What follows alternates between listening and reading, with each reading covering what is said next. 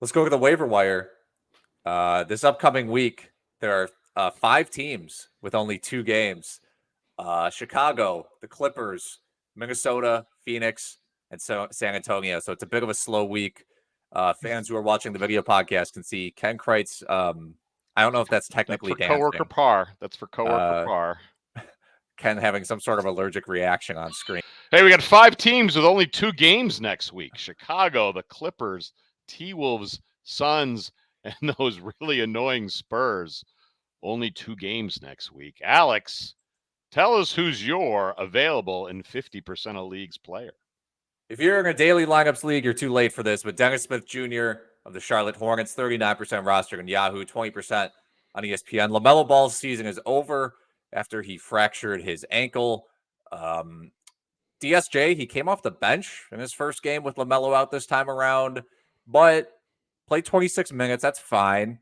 Had a solid game. 8 points, 6 assists, 5 rebounds, 2 blocks, and a steal. He's a defense guy. He can get rebounds because he's an athlete, good passer. It's the scoring that usually lags behind. But on the whole season, with LaMelo out, it's 27 fantasy points and 27 minutes per game. And pretty much anybody that can get you 1 fantasy point per minute is worth rostering. And in roto leagues, those defensive stats are quite valuable. So even if he doesn't start, you got to add him. I really thought the Hornets already learned that they're better served with Terry Rozier at shooting guard than starting him at the point. And once again, Rozier had a terrible shooting night. He can't shoot well and play point guard. He needs to be a shooting guard. They should have Dennis Smith Jr. starting. This is a long way of me saying I like that pick, Alex.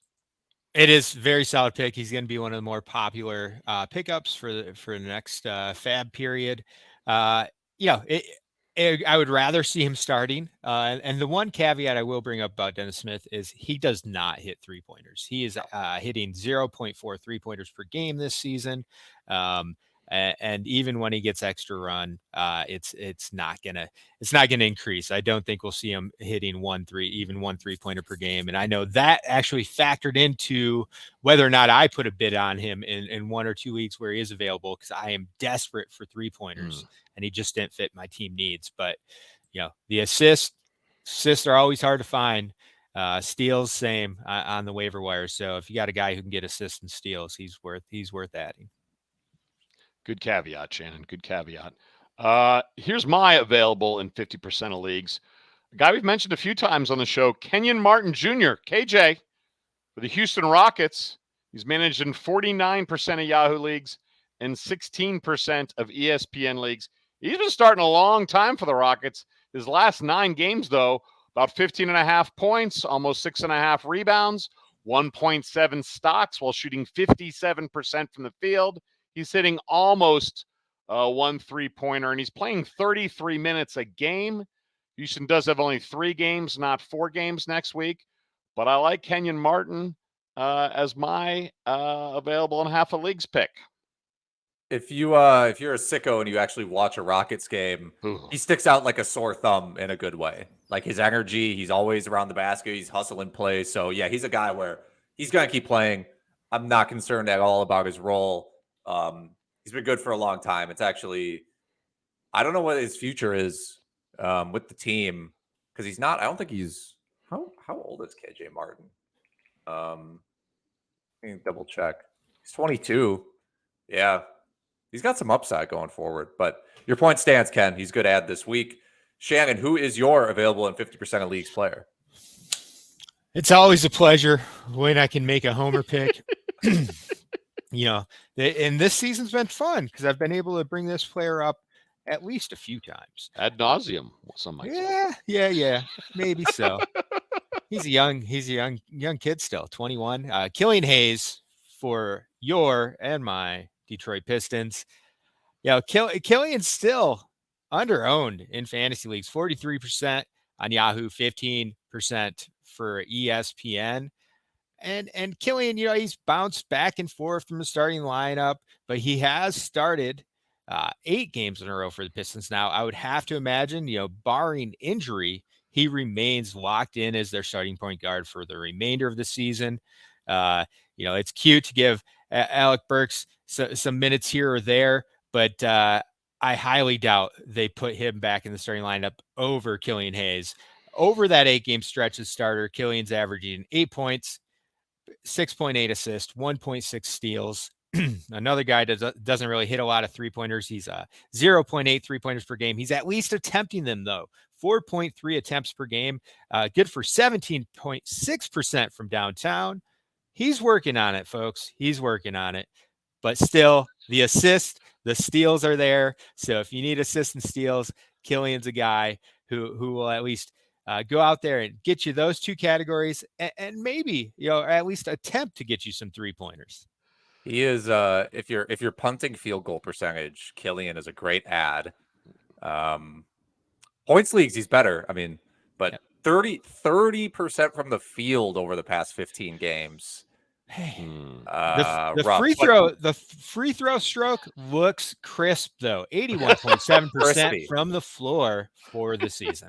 But your point stands though. Like assists and steals, you just can't find those on the waiver wire consistently. So you need those things. You pick them up. There you go. And Detroit has 4 games next week. And I will put this on the table. Killian Hayes, better rest of season free agent pickup than Dennis Smith Jr. or Dennis Smith Sr. or any of the Dennis Smiths.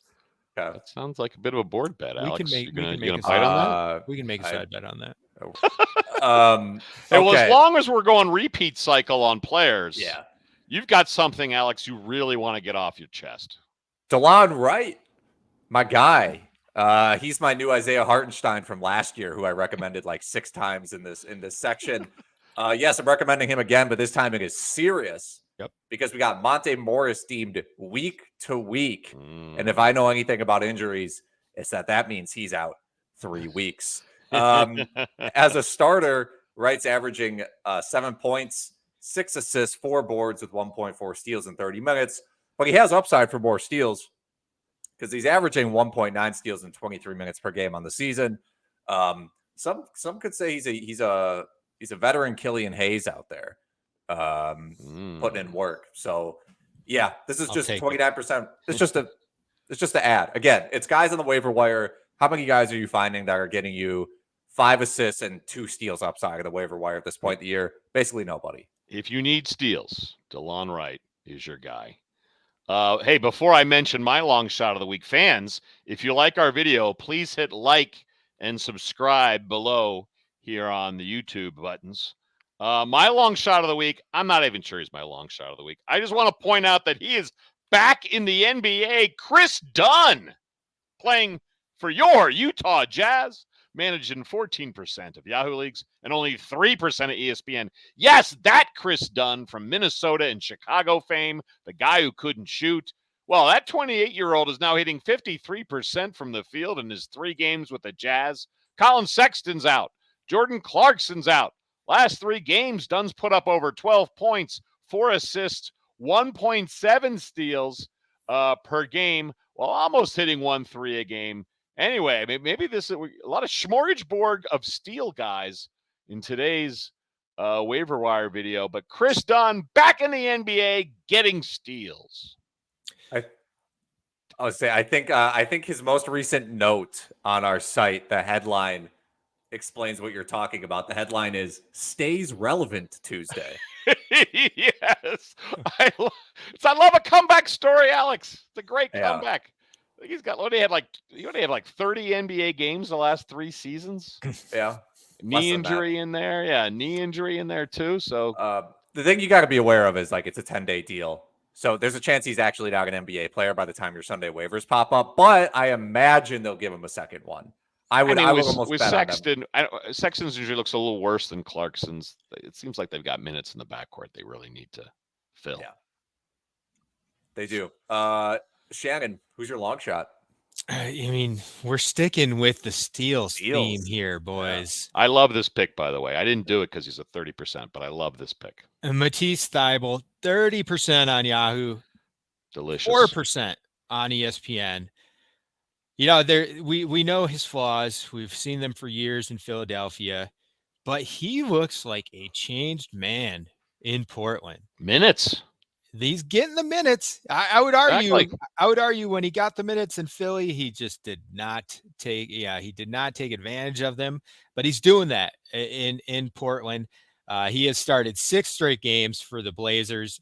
Over that stretch, he's averaging 30 minutes, 9.3 points, 4.2 rebounds, 1.8 steals, and 1.7 blocks. Most impressively is the fact that he is knocking down 3-pointers at a clip that he never has done before. He is shooting 54% from downtown and 2.3 3-pointers per game over that stretch. The 3-point shooting will come back to reality here, but as long as he's playing close to 30 minutes per game and locked in that starting lineup, I do think there's deep league value here, possibly 12-team league value as well. Stocks, blocks and steals. He's getting you, not just steals. Yep. Yeah, I mean, he's a guy we've targeted for a long time, year after year, just saying, hey, if this guy gets 25 minutes consistently, you can roster him because of the stock. So, and that's what he's doing right now. And for an NBA team, if he can just knock down 2 3-pointers per game, like he provides enough value on the defensive end that he warrants, 25 to 30 minutes per game for an NBA team. And huge minutes available in the wing position for the Trailblazers. We've been guessing, Cam Reddish is doing Cam Reddish things. Sharp, the rookie, he's acting like a rookie. Many minutes to be had here on the wing in Portland. Yes, sir. Ken, who's your boring pick? My boring pick of the week is Immanuel Quickley of the New York Knicks. He is managed in 55% of Yahoo leagues, but only 20% of ESPN. The Knicks have 4 games next week. In the last 8 games, Quickley's quietly put up almost 16 points a game, 1.2 stocks, over 2.5 triples per game while shooting 53% from the field. His assists and rebounds are a bit low. He's not starting, but he's seeing more minutes than RJ Barrett. And you know what? Maybe I'm only making this suggestion to give Alex an intro to just dog on RJ Barrett. Alex, go. God, the fans of this podcast have to be sick of me dogging on RJ Barrett. He's just doing nothing out there. He's doing nothing. Talk about the shot chart. The shot chart you showed me yesterday. Oh, I mean, there's like, if you're aware of the website Cleaning the Glass, they have like the shot charts with the colors. It's just blue everywhere. It's like this guy he's not efficient from anywhere on the floor. Nowhere on the floor is he efficient from. Not at the rim, not at the mid-range, not at the 3, not at the corners, not at the free throw line. Nowhere.